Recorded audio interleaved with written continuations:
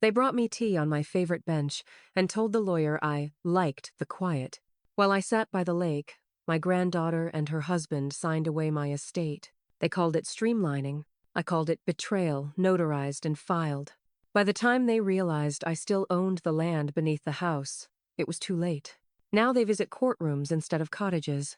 We're about to begin, but if you'd like, share where you're joining from. It reminds me this story doesn't echo into silence, it lands somewhere real. Drop it in the comments, and don't forget to subscribe. The lake was calm that morning, glass-like under a pale sky, the kind of quiet that makes you feel both part of something and outside it. Lillian sat on her favorite bench, the one with the worn armrest, and initials carved into the side from summers long past watching the birch trees sway like they were whispering to each other. She took a deep breath, letting the scent of damp leaves and distant pines settle into her lungs. The bench had always been her place. Harold used to sit beside her, thermos in hand, both of them saying very little and meaning very much. Since he passed, she came alone, but not lonely. This spot remembered him even when others forgot. Today, though, the quiet was different. Off, like a stage being set. Footsteps approached fast, polite, too rehearsed. "Grandma!" Caitlin called, her tones sweet as honey but twice as sticky. She wore a belted camel coat and a scarf that looked like it had never touched wind. "We brought you to your favorite chamomile with no sugar, right?" Greg followed a beat behind her, carrying a drink tray and wearing a navy fleece vest over his collared shirt. The smell of his cologne hit before his words did. "Morning, Lillian," he said with a practiced smile. "Thought we'd meet you here instead of dragging you back inside." Lillian gave a gentle nod, accepting the warm paper cup. "Well, that's considerate, we thought," Caitlin began, lowering herself onto the bench beside her. "Why not do things here, where you're most relaxed? Erin's on her way, just has a couple of final pages for the estate paperwork. Nothing too complicated." Greg checked his watch. "Should be here any minute." She offered to come inside, Caitlin added quickly. "But we told her you'd probably prefer the breeze, the trees, and peace." Lillian sipped the tea, still hot enough to bite the inside of her lip. She didn't flinch. "That's kind of you," she said slowly. Minutes later, Erin appeared, carrying a canvas document bag and walking quickly up the trail. She was younger than Lillian, expected, maybe early 40s. Hair in a neat bun, expression open but distracted. "Mrs. Parks?" Erin asked as she neared. "Hi, I'm Erin Walsh. Thanks for meeting me out here." Before Lillian could reply, Greg stepped forward. "Hey, Erin, before you go over anything with her, would you mind walking through one little clause with me back at the house? Just want to make sure we're aligned on the trust updates." Erin blinked. "Oh, sure. I thought—" "It won't take long," Caitlin chimed in. "Grandma's all set here with her tea. We'll be right back. Promise." Greg had already begun steering Erin away. Lillian's hand tightened slightly around the cup, the cardboard rim softening under her fingers. "I'd like to see the paperwork myself," she said. Not loud, but clear. Caitlin turned back with that too bright smile. "Of course, we're just helping you skip the boring part." And then they were gone over the hill, back toward the house, the trail behind them empty. Lillian waited. 5 minutes. 10. 20. The tea cooled. Her fingers grew stiff. Across the lake, a dog barked in a far-off yard, the echo drifting over the water. A breeze pushed her shawl off her shoulder. She didn't fix it. A squirrel hopped up onto the bench beside her, bold and twitchy. It sniffed at her untouched tea, then darted off into the leaves, tail flicking. The silence returned, except it wasn't silence, it was abandonment wrapped in politeness. Footsteps crunched behind her. Erin, alone. Her face had changed, slightly flushed, eyes uncertain. She stopped a foot from the bench. "They said," Erin began, hesitating. "They said you preferred peace outside." Lillian looked at her slowly, the wind tugging at the silver hair escaping her braid. "I do," she said quietly, "but not while they sign everything I once owned." The page crackled softly in Lillian's hands. The paper was thick, smooth, intended to feel official, reassuring, the kind of weight that tricks people into mistaking presence for permission. She sat at her kitchen table under the yellow dome light, reading through the estate documents Erin had left behind in her canvas bag. It was supposed to be a duplicate for her record, a polite gesture, a closing bow. But as Lillian flipped to the final page, Her fingers froze. There it was. Her name. Not printed. Signed. In a script that resembled hers at a glance. She brought the paper closer to her face. The L looped too wide. The tail of the P curved the wrong direction. Her real signature never leaned. This one tilted like it had something to hide. She didn't say a word. She set the page down, smoothed her shawl across her lap, and picked up the phone. Aaron answered on the third ring. "Mrs. Parks? Everything okay?" "I have a question," Lillian said evenly. "You said this was a copy from my records, but I never saw this signature page at the park." There was a pause. Papers shuffled in the background. "Well?" Greg submitted the packet completed. "He said you had already signed it before I arrived." Lillian's voice didn't rise. Then someone lied. Another pause, longer this time. "I'm going to check the file again," Aaron said. "There may have been a mix-up," Booth was very clear. Said it was a formality. Formalities don't forge handwriting. Aaron exhaled audibly. And for the first time, Lillian heard something beneath the lawyerly tone concern. Doubt. "I'll call you back," Aaron said. "I need to look into this." Lillian ended the call without another word. That afternoon, Caitlin arrived at the cottage without warning, wrapped in another expensive coat and casual cheer. "Grandma," she said, stepping inside without being invited, "there seems to be some confusion about the paperwork." Lillian didn't stand. She simply held up the document with the false signature.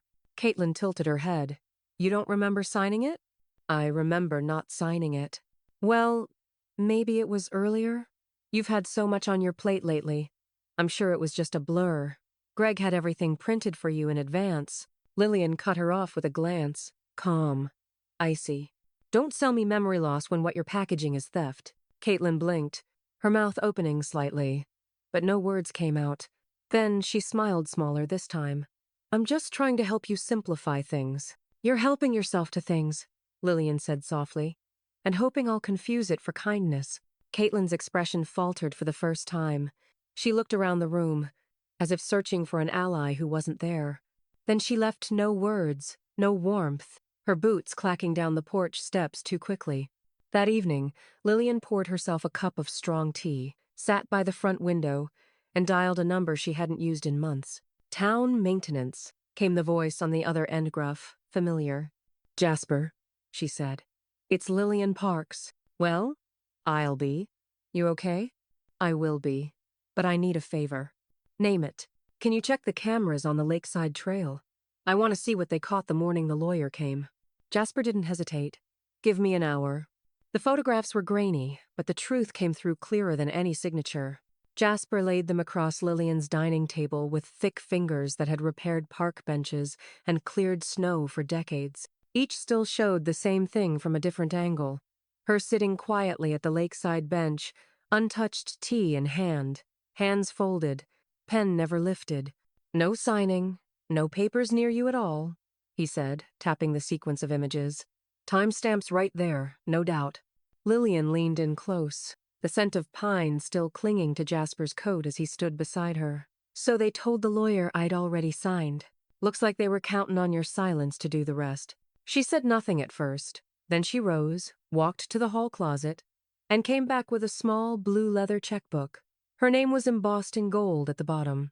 She hadn't used it in years, but Harold always insisted they keep things in print. Flipping through, she paused at the back pages where carbon copies of old checks still lingered, faint but visible. She traced her real signature with one finger, then held it beside the estate copy Aaron had left. The difference was undeniable. Her strokes were steadier, slower. The forgery was rushed. It curved wrong. She took a photo of both and sent them in a text to one person she hadn't spoken to in a long time. Nora responded almost instantly. "I'm on my way." An hour later, Nora stepped into the kitchen like she never left. She looked older but sharp-eyed, still wore her reading glasses on a chain, and carried a manila folder under one arm. "I worked beside Harold for 20 years, she said, after they hugged. "Saw that signature 1,000 times on letters, endowments, board documents." Lillian handed her the page in silence. Nora examined it, then shook her head once. "That's not your hand." Lillian's throat tightened. She didn't show it. "Harold would have raised hell," Nora said, lowering her voice. I intend to, Lillian replied. That evening, she asked Aaron to meet her again, this time at a coffee shop near downtown. The young lawyer looked tired, as if the weight of someone else's lie had been resting on her shoulders. Lillian placed both the forged signature and a page from her checkbook on the table. You told me. Greg handed you this. Completed. Aaron hesitated. Yes, he said you signed it in the sunroom the day before. I didn't. The silence stretched between them like ice on a frozen lake. Aaron swallowed. Then someone forged it. I don't believe you did it, Lillian said. But you submitted it. You helped make it real. Aaron looked down at her hands, visibly shaken. I need to report this. Internally. Not just internally. Greg's response came the next day, after Aaron called him. It's a clerical error, he said breezily over speakerphone. Paper shuffling. These things happen. Lillian stared out her window at the late afternoon light slanting through the maple trees. Paper doesn't shuffle signatures onto pages, she replied. You're blowing this out of proportion, he continued. Caitlin and I were trying to help you simplify. You're alone now. These transitions are never easy. I'm not alone, she said and hung up. Caitlin followed with a voicemail laced in silk and suggestion. Grandma, come on. You're turning this into something ugly. Maybe you just forgot you signed it happens. No one's accusing you. But Lillian had learned to hear what wasn't being said. And what they weren't saying was that they'd been caught. Later that night, she sat with the forged document beside a legal pad. She flipped it over, wrote down one name, then underlined it twice. A lawyer Greg didn't know. A name they hadn't heard her say. Someone outside their reach. She picked up her phone, dialed slowly, and waited. The voice that answered was crisp, direct. Chambers Law. This is Lillian Parks, she said. I need to retain counsel. Quietly. The attic smelled of cedar and thyme. Lillian stood at the top of the narrow wooden stairs, her breath visible in the chill. Dust hung like fog in the golden shaft of light from the single window, casting long shadows across boxes labeled in Harold's careful block handwriting. Taxes, 1,985, 1,999, estate misc, insurance, keep.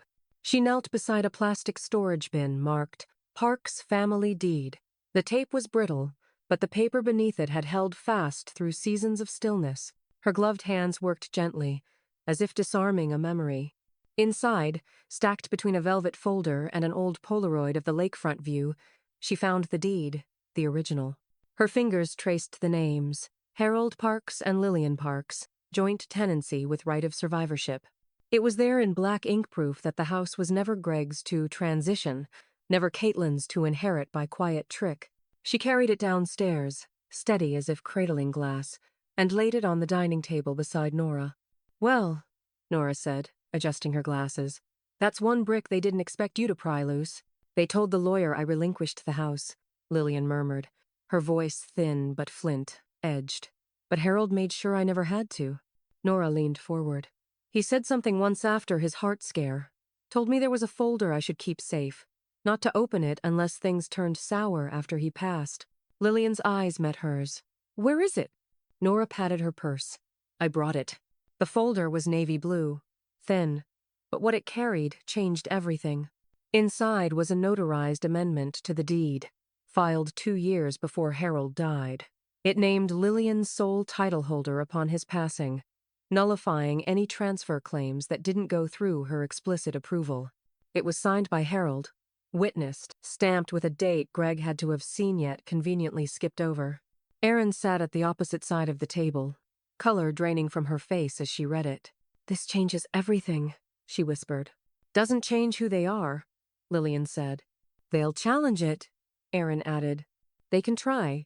Just then a familiar knock came 3 short, 1 long. Caitlin. She swept in like wind behind a tailored coat, her lips painted too bright for the hour. What is this? Some kind of legal seance? She asked, eyeing the table. Her gaze landed on the document. Lillian didn't offer a seat. Caitlin scanned the text and stiffened. This doesn't negate everything. It's outdated. Irrelevant. It's binding, Erin said, voice firmer now. And I'm amending your access to all estate discussions until this is fully reviewed. Caitlin's jaw twitched. We were helping. You were slipping. You needed structure.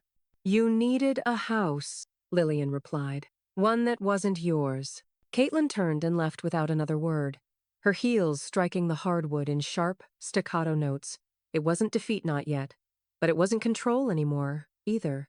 Later that night, Lillian sat in front of the fireplace, its warmth rising gently over her shoulders as she reviewed the documents one final time. She opened her laptop, clicked into a secure legal portal, and began uploading scans. When the prompt appeared, "Do you wish to proceed with filing motion to freeze property transfers?" She didn't hesitate. She clicked yes. Next morning, the birdsong. Outside Lillian's window was louder than usual. Or maybe she was just listening differently now. The air felt taut, the kind that clung to your skin before a storm, even when the sky was blue. A small alert pinged on her phone. Filing received motion to freeze transfers. Confirmed. She tapped the screen gently, like sealing a vault. The injunction was in motion. Across town, the envelope was handed to Greg while he lined up a shot on the 8th hole. The process server approached calmly, clipboard tucked under one arm, and said his name without ceremony. Greg looked up, squinting past his sunglasses. Then the paper changed hands. His grip on the club tightened. He didn't swing. Lillian was folding linen napkins at the dining table when she heard the tires crunching the gravel too fast. Caitlin's car pulled up hard, doors slamming before the engine fully stopped. She stormed up the porch steps, voice already raised. "You had no right?" Lillian didn't open the door. She simply looked through the side glass, her posture straight, composed. "Don't do this," Caitlin hissed. "You're letting that old assistant poison you." The screen door opened, and a second figure stepped into view. Jasper. His arms were crossed, stance calm but solid. "She's not taking visitors today." "You work for the Parks Department," Caitlin snapped. "Not her security." "Today I'm both," he replied. Caitlin's voice rose, then cracked. "She's making a mistake." Lillian opened the door, only halfway. "No, dear. I made that mistake when I let you hold the pen." Jasper didn't touch Caitlin. He didn't need to. He simply stepped forward. Caitlin backed down the steps, her expression caught between panic and disbelief. As she pulled away, her tires spat gravel onto the lawn. That evening, Nora poured Lillian a cup of cinnamon tea, the scent filling the kitchen with warmth. They sat in the glow of the under-cabinet lights, the world outside dark and pressed against the windows like an afterthought. Nora reached across the table, squeezing Lillian's hand. "You're not alone anymore." Lillian didn't smile, but she didn't flinch either. "I want to check something," she said, sliding her laptop closer. She logged into her online banking slowly, deliberately, her fingers steady despite the undercurrent in her chest. Accounts loaded. Balances looked normal. But under the Access Authorization tab, something new blinked in the corner. Secondary user added, the 12th of April, authorized under medical durable POA. Her mouth went dry. She clicked the name, C. Alden, Caitlin. The air in the kitchen thickened. The sound of the tea kettle cooling hissed like a warning. She clicked through the history. Transfers had been minimal so far. Quiet. Designed not to trigger alarms. But they'd planted themselves inside her accounts like rot behind the walls. Nora leaned closer. "That's not just bold. That's illegal." Lillian didn't speak right away. She reached for her phone, dialed the bank's fraud line, and put it on speaker. When the rep answered, she said, "I need to revoke access. Now. And I want the timestamp of every login she made." "Of course, ma'am. Can you verify?" Lillian cut in, calm as cold steel. "Check the attached legal file under recently added. You'll find a court order that makes my authorization the only one that matters." As the line went silent for a moment, Lillian stood and closed the kitchen window. Outside, a breeze moved the bushes. Somewhere in the distance, a screen door slammed shut. "Someone else's piece," interrupted. "Not hers. Not anymore." The morning light came in through the blinds in sharp, angled streaks. Lillian sat at the kitchen table in her robe, laptop open, phone beside her, a yellow notepad scrawled with passwords from decades past. Her fingers hovered above the keys like a pianist ready for a private recital. She started with the bank. New password. Two-step verification. Lock tightened. Then the brokerage account. Removed all secondary users. Security question changed from, "Where did you honeymoon?" to, "What did you bury?" Finally, the medical portal, the one Caitlin had used to submit the power of attorney form. Lillian read the access logs like autopsy notes. The timestamps chilled her more than anything. Every password changed, every backup code rerouted. She stared at the monitor, the cursor blinking at the bottom of the access authorized page. It was empty now. Just her, as it should be. She opened a new email draft and typed one line. Subject: access revoked, effective immediately. No further action is authorized on my behalf by you or your affiliates. Consider this your last notification. She pressed send. A reply came within minutes. Caitlin, you don't understand. I did it for your care. You weren't thinking clearly. I was trying to protect you. Why are you doing this to us? Lillian didn't answer. Instead, she printed the message, slipped it into a manila folder labeled Manipulati Ons, and placed it gently into the drawer beside her tea. The phone rang. It was Erin. I need to let you know I'm withdrawing from their side, Erin said. Her voice was taut, like someone realizing too late she'd been used. I wasn't aware of all of it. I was told you had agreed to the delegation of accounts. And you believed them? Lillian asked, her tone level. I didn't check like I should have. I'm sorry. Lillian didn't answer immediately. She let the silence speak. I'd like to remain available if you need counsel, Erin added. On your terms. We'll see, Lillian said, and ended the call. Not 5 minutes passed before her phone buzzed again, this time from an unknown number. Greg's voice slid through the line like oil on water. You're making a spectacle out of this, Lillian. There are consequences for this kind of escalation.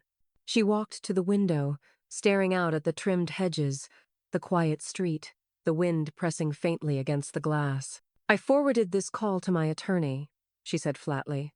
And your last 3 emails, in case you forgot. Greg didn't respond. Lillian ended the call without a goodbye. Behind her, Nora walked into the room carrying an old wooden box, the kind of thing meant to hold war medals or wedding rings, something that outlives paper. I was going through your husband's old cabinet, Nora said. He told me once to give this to you if things got messy with Caitlin.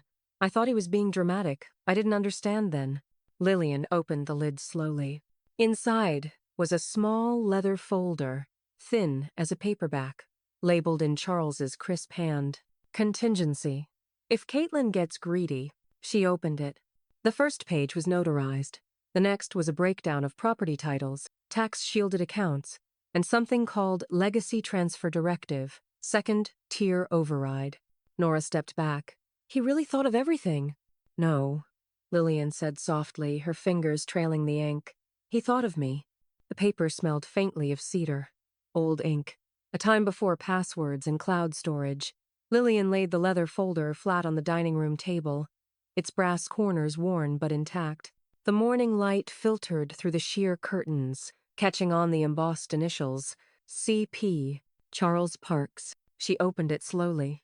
The top document was titled, The Greenhill Trust, dated the 14th of July, 2009. Beneath the title, a line in Charles's neat handwriting, for the land beneath the legacy, not just the house above it. Lillian read carefully. The trust wasn't just financial, it controlled the land deed the house was built on.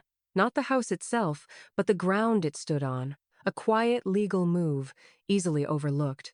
And that was the genius of it. Control the roots, and the tree goes nowhere. More pages followed. One listed the designated beneficiaries. Primary, Lillian May Parks, trustee. Secondary, to be determined at trustee's discretion, contingent upon proof of care and integrity. Excluded, Caitlin Marie Eldridge per Amendment B, witnessed and notarized. Lillian's breath caught.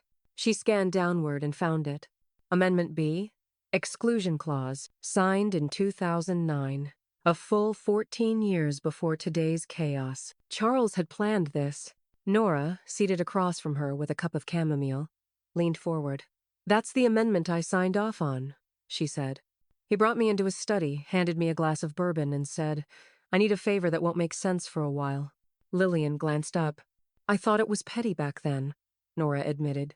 But after this week, it wasn't petty, Lillian said, her fingers lightly touching the corner of the page. It was prophetic. She stood slowly and walked to the desk in the corner, pulling out a metal tin. Inside were spare reading glasses, an old Rolodex, and the business card for her new lawyer, Miss Halpern. She dialed. "I need to transfer property interest from the deed to the trust," Lillian said when the lawyer picked up. "Everything under this roof needs to reflect the document I'm looking at. Send me a scanned copy," Halpern replied. "We'll file the rest today.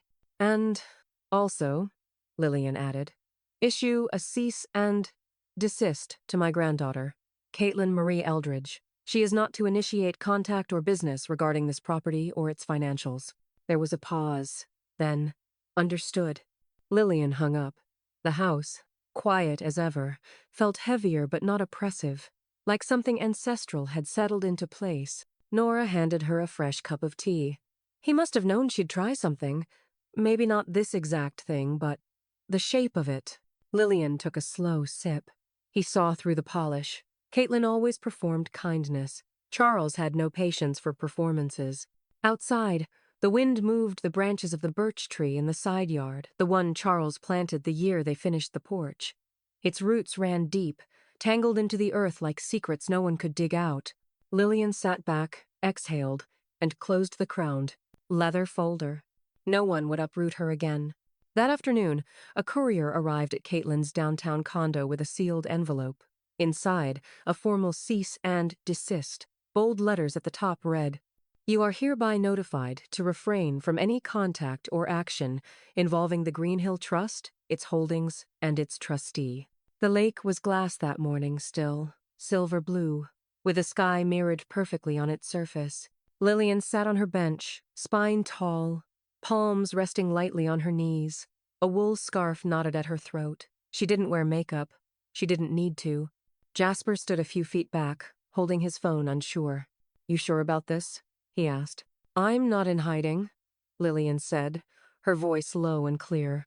"I just stopped explaining." She turned slightly, tilting her chin toward the light, and smiled, not broadly, but with a knowing stillness that radiated calm. The breeze ruffled the ends of her silver hair. Click. Jasper looked down at the image. It was perfect, a portrait of quiet dignity. Not posed, not performative, just present. Later that afternoon, the photo ran in the Burlington Sentinel's weekend column, Portraits in Place. Jasper had submitted it under her initials, LP, with a single caption, "Some things can't be stolen." By nightfall, it had racked up more digital shares than any story in the section's history. People didn't need context, the image said enough. An older woman, poised and peaceful, sitting where she'd always belonged. It whispered of resilience. It shouted without raising its voice. Caitlin saw it on her phone at a downtown cafe, the caption glowing against the glass of her cold brew. She laughed too loudly. "Oh, she's doing press now?" she muttered. Greg leaned over her shoulder. "Local flavor fluff. Ignore it." But Caitlin's smile had frozen. She tapped the image again, enlarged it, zoomed in on the curve of Lillian's lips, the way the shadows framed her hands still strong, still present. It looked like a campaign photo. By the next morning, the paper had run a short follow-up. A few lines credited the photo to Jay Mason, local groundskeeper and friend. The article didn't mention Caitlin or Greg. But it didn't need to. Rumors had already begun weaving their own narrative. Then Lillian released a brief statement, sent directly to the Sentinel's editorial desk through her attorney. "I was left outside the legacy I built. I simply walked back in. This is not revenge. It is return." It ran under the photo online, turning the image into a quiet manifesto. Public sentiment flipped overnight. Comments flowed in. "Good for her? This happens more than people think. Families can be cruel. She looks like the kind of woman who planted more than she took." Greg issued a cautious response through a colleague citing misunderstandings and a desire to prioritize family healing. It reeked of spin. Caitlin, meanwhile, made a desperate move. Lillian received the envelope 2 days later. A knock at the door. No uniform, just a courier with a neutral face and tired eyes. Legal delivery for Lillian May Parks. She signed for it. The envelope was heavy. Legal weight paper. Red-tabbed corners. The return address wasn't from Greg's firm. It was a petition. Filed by Caitlin Marie Eldridge. Request for guardianship over an incapacitated adult. Lillian's breath didn't catch it, simply slowed. She set the envelope down beside her tea and read every word. The language was polished, clearly drafted by someone skilled but careful. Claims of emotional instability, mental decline, pattern of erratic legal decision-making. She flipped to the last page. Hearing scheduled. 10 days. Nora walked in mid-silence and saw the document. Her lips pressed into a line. She's really doing this? Lillian nodded once. Let her, she said. I brought my walking shoes. The courtroom smelled like lemon polish and recycled air. Rows of benches filled slowly with quiet observers. Most were local, some retired lawyers, a few from elder advocacy groups tipped off by a single name on the docket. Lillian May Parks. Eldridge. Guardianship Review. Lillian sat at the petitioner's table not as the one petitioning, but as the one being petitioned against. She wore a pale gray suit and a brooch shaped like a maple leaf. It had once belonged to her mother. Her hands were folded neatly on the table, palms down. Across from her, Caitlin sat stiffly in a dark blazer 2 sizes too sharp. Her lawyer, a crisp-talking man named Finch, adjusted his tie and whispered something meant to comfort her. It didn't. The judge entered Honorable Meredith Glines, late 50s, with no time for pageantry. She glanced at both tables, then down at the case file already opened before her. This hearing is to determine the validity of the guardianship petition filed by Miss Caitlin Eldridge against Miss Lillian Parks. Miss Eldridge's counsel may proceed. Finch stood with performative grace. Your Honor, our client is deeply concerned for her grandmother's mental state. Miss Parks has, over the last several months, made erratic legal decisions, revoked access from longtime family advisors, and refused appropriate support. We believe she is showing signs of deterioration and emotional volatility. Lillian didn't blink. He continued, gesturing with modest restraint. We're asking for temporary guardianship, limited to financial oversight. For her safety, of course. Judge Glines raised an eyebrow. And the respondent's current capacity? Any documentation? Finch hesitated. We believe her actions speak for themselves. Belief, the judge cut in, is not a legal standard. Finch sat. Lillian's lawyer, Miss Halpern, stood. Your Honor, we'd like to submit medical records from Dr. Felix Monroe, a licensed neuropsychiatrist, confirming Miss Parks is cognitively sound and fully independent.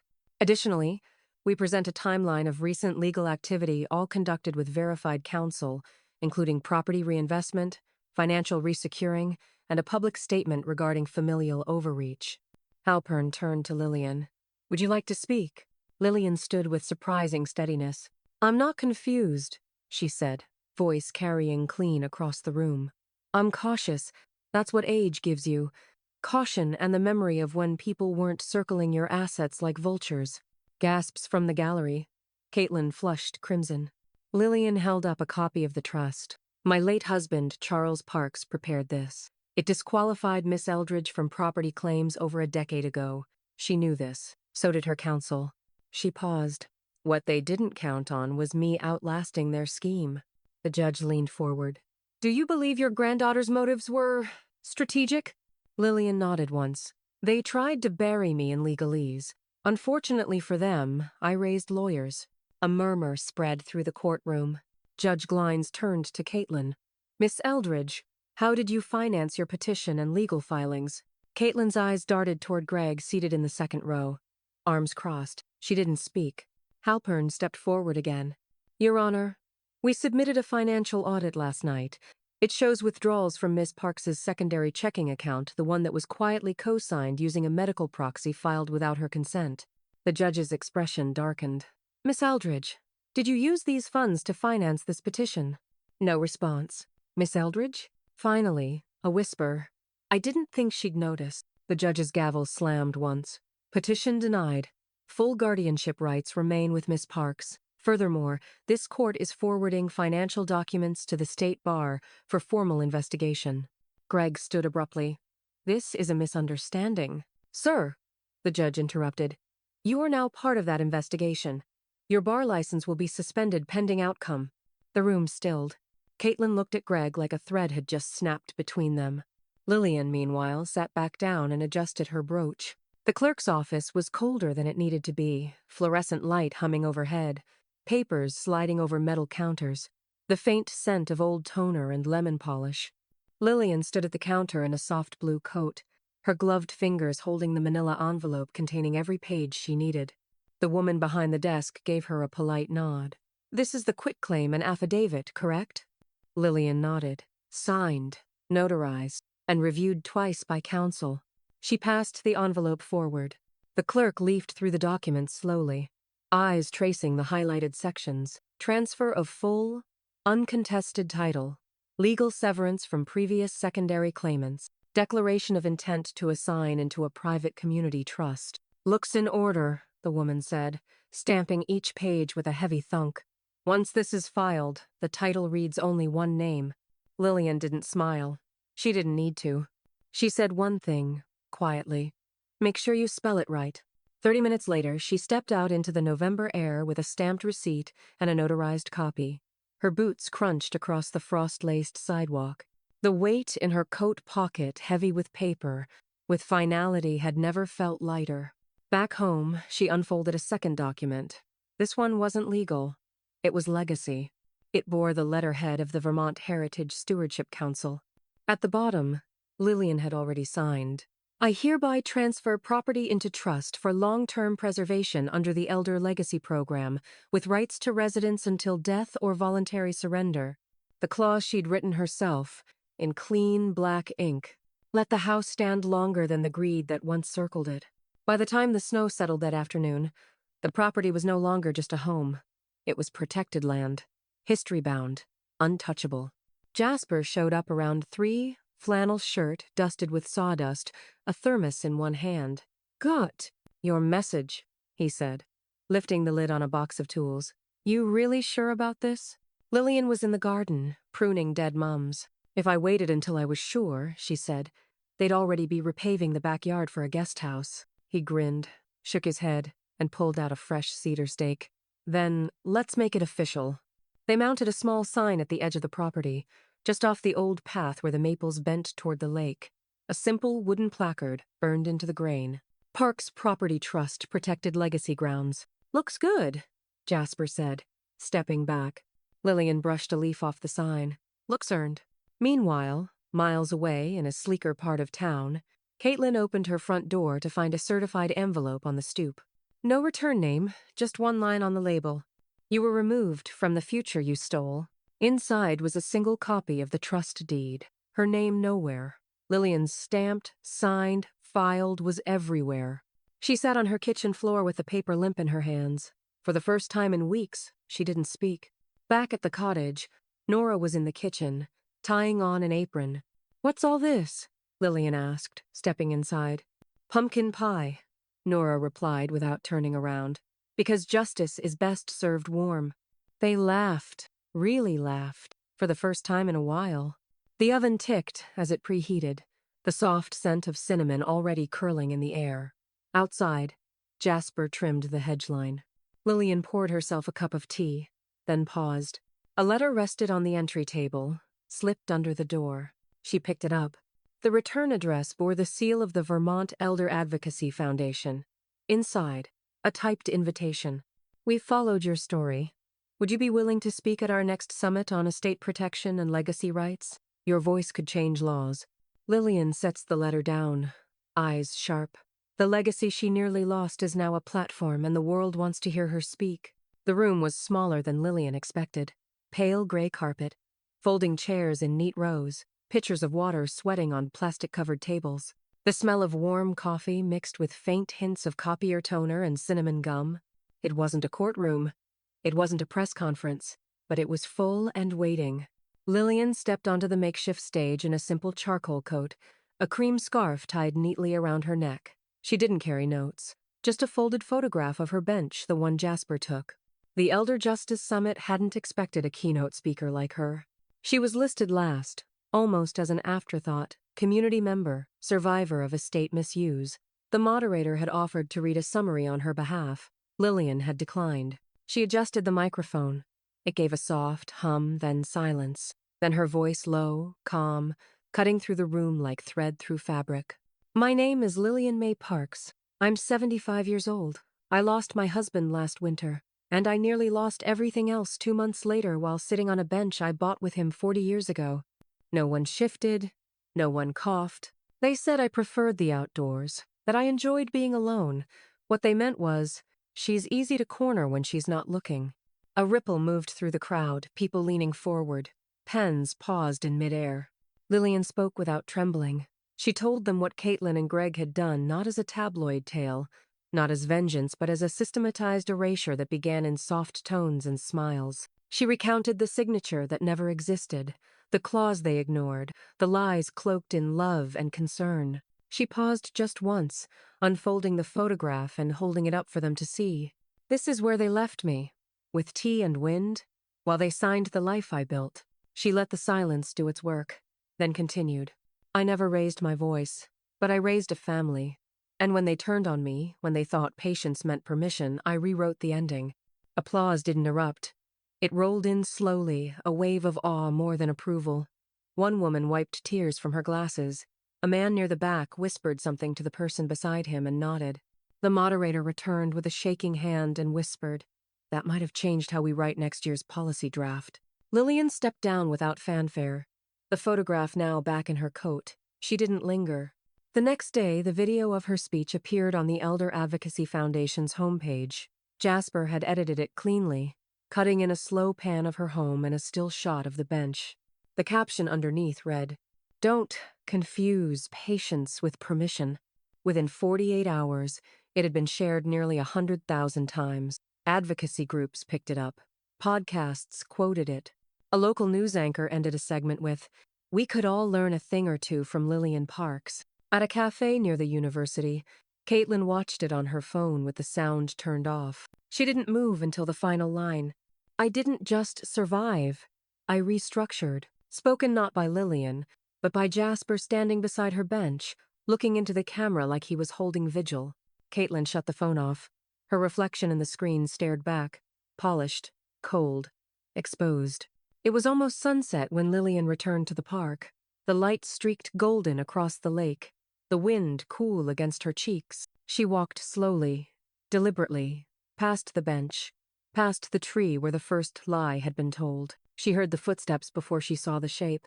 Standing by the edge of the paved trail, hands shoved into coat pockets, hair tied too tightly, eyes masked behind sunglasses, was Caitlin, not approaching, just waiting. The late October wind had teeth. It cut through the wool of Lillian's coat as she walked the path that curled past the bench, the same bench where silence once masqueraded as serenity. Caitlin stood beneath the crimson blaze of a sugar maple, her frame stiff, her face neutral like a carefully prepared witness. The world around her was turning orange and brittle, leaves crunching beneath each uncertain step. Lillian didn't break stride until they were 3 feet apart. Caitlin exhaled. "Hi, Nana." Lillian gave a single nod, more acknowledgement than warmth. "You've seen the speech." "I did," Caitlin said, pushing her sunglasses to the top of her head. Her eyes were red but not fresh. She hadn't come from crying, she'd come from calculating. "I didn't expect you to be that composed," Caitlin offered. "That clear." Lillian tilted her head. "You expected confusion?" There was no malice in her voice, no tremble. Just a calm so direct it stripped every excuse from the air. Caitlin folded her arms. "I came to say I'm sorry." Lillian studied her. The posture, the tone, the angle of her chin not quite low enough for true remorse. "You're sorry," Lillian repeated, as if trying the words on for size. "Yes, for all of it. For letting Greg talk me into things. For pushing you out. For—" Lillian held up a hand, silencing her granddaughter with nothing more than a breath and a look. "Would you have stopped?" she asked softly. "If I hadn't caught you?" The air stilled. Caitlin blinked. Her lips parted. Nothing came out. Lillian nodded once. "That's your answer." She stepped past her. Not hurried, not grand, just done. At the base of the bench, the one now bearing a discreet brass plate with Lillian's name, she placed a small white envelope, unsealed, unaddressed, deliberately left. "Don't follow me," she said without turning. And she didn't wait for agreement. Her shoes crunched away down the gravel path, rhythm steady, as though she were walking into a different season altogether. Caitlin stared at the envelope. Her fingers trembled slightly as she reached down to pick it up. The paper was thick, cream-colored. She turned it over. No note. No greeting. She opened it slowly, unsure if she was unwrapping a punishment or a parting gift. Inside was a single photocopy. A signature. Her own. Underneath it, in Lillian's small, neat handwriting, was a label. Exhibit A. Filed. Retained. Caitlin's knees softened. She sat down hard on the bench. A gust of wind lifted the corner of the page. A leaf skittered past her feet. In the background, a family laughed by the swing set. Dogs barked near the lake. The park moved on around her. She read it again. Not a threat. A record. Lillian hadn't destroyed her. She documented her. Caitlin folds the forged signature and tucks it back into the envelope, but the silence around her feels heavier now, like something has finally closed.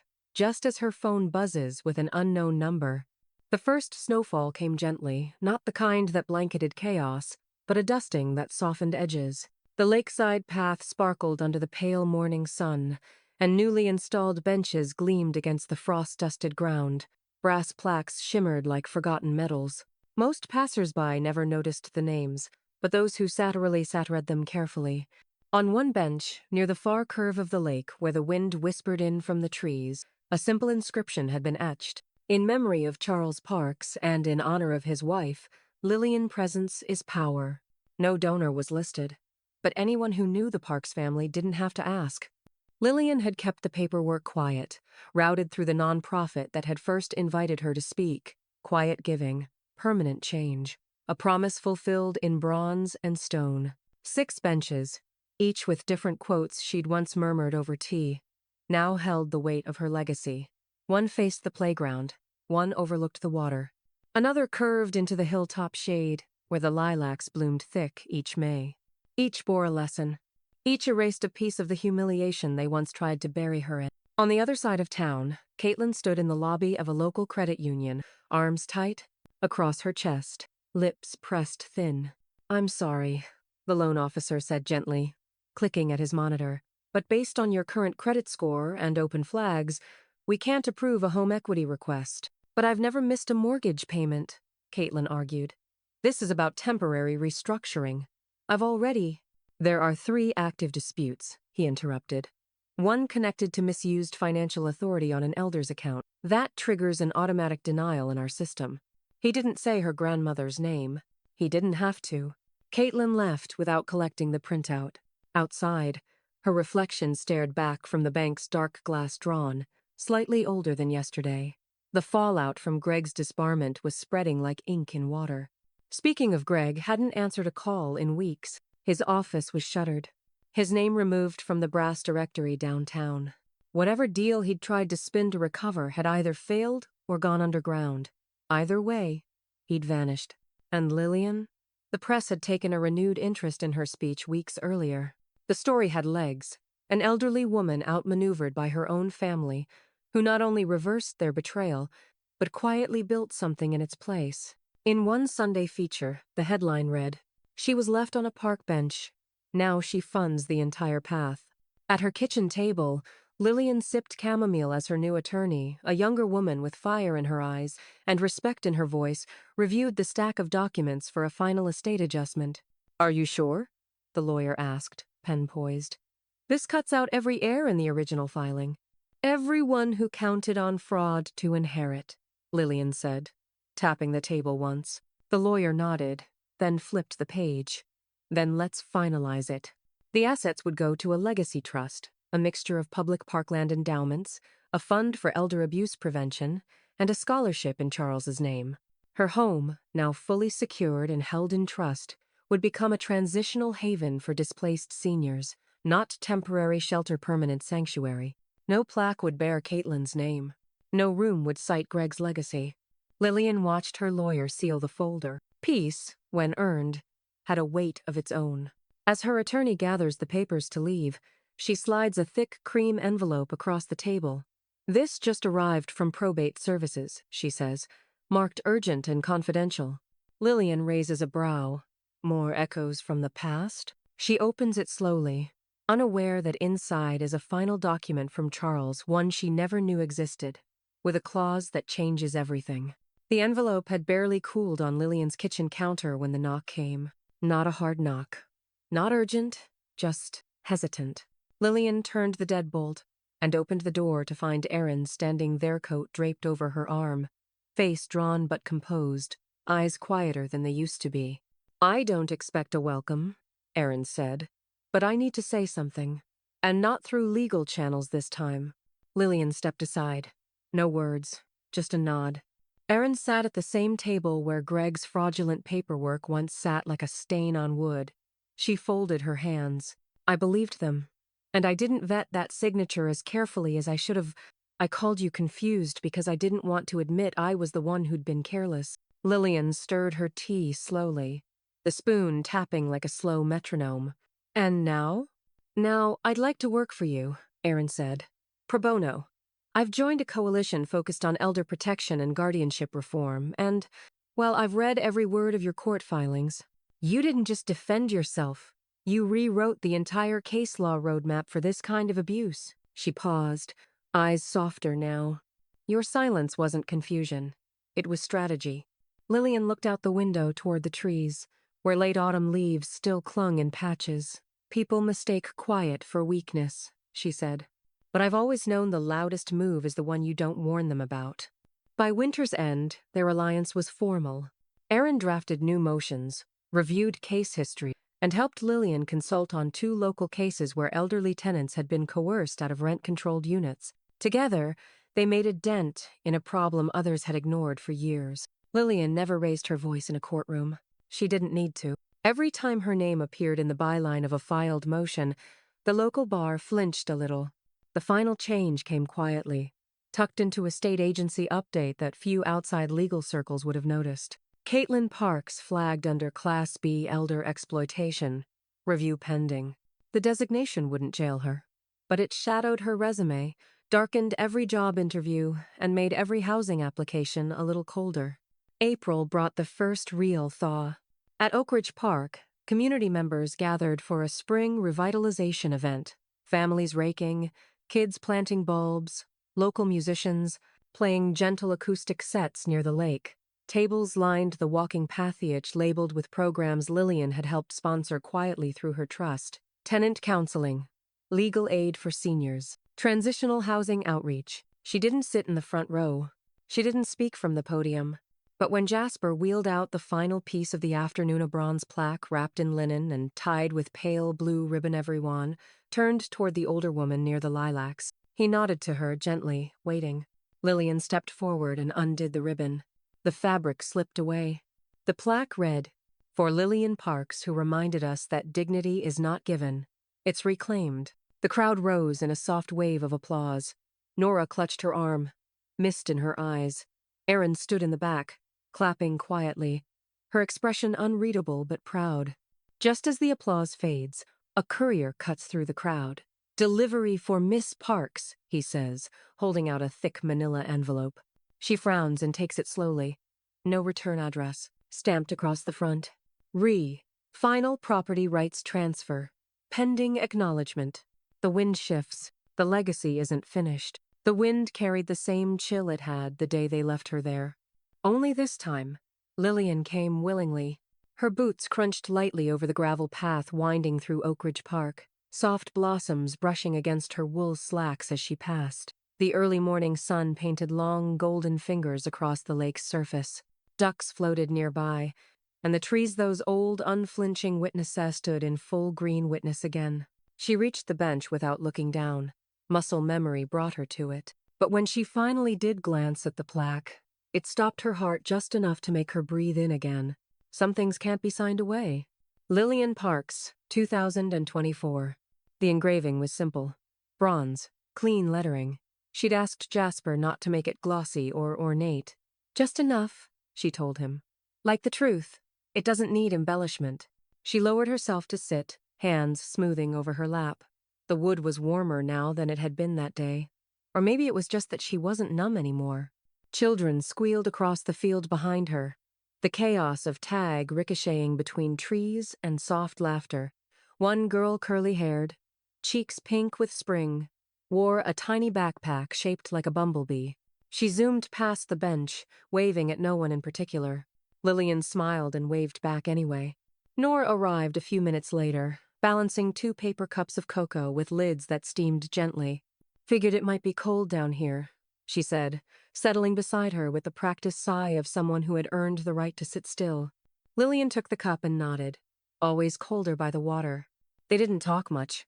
They never needed to. A robin hopped across the grass near their feet. Far off, someone played soft music from a speaker-rolled folk guitar, drifting up and down with the wind. After a while, Lillian spoke. The city's approved the bench initiative. 14 more by year's end. Some with names, some without. Nora smiled, wrapping her fingers tighter around her cup. He'd be proud of you. I think he saw this coming, Lillian said.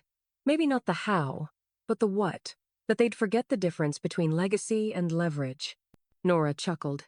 They always forget the quiet ones. Across the street, traffic hummed. People moved on with their lives. But Lillian remained still and certain as if the bench had been carved from her own spine. It wasn't a retreat. It was a throne built from patience, clarity, and pain. A shadow passed across the grass then. Lillian didn't turn at first. She didn't need to. She could feel it, the ghost of entitlement wrapped in designer fabric. Caitlin, hair pinned high, coat pristine, walking quickly, head tilted to the ground, a sealed envelope tucked beneath one arm. She didn't slow when she passed. Didn't glance at the bench or the women seated there. Just kept moving, a whisper of who she used to be. Nora caught Lillian's eye but said nothing. Lillian finally let out a breath and sipped her cocoa. That's the best part, she said quietly.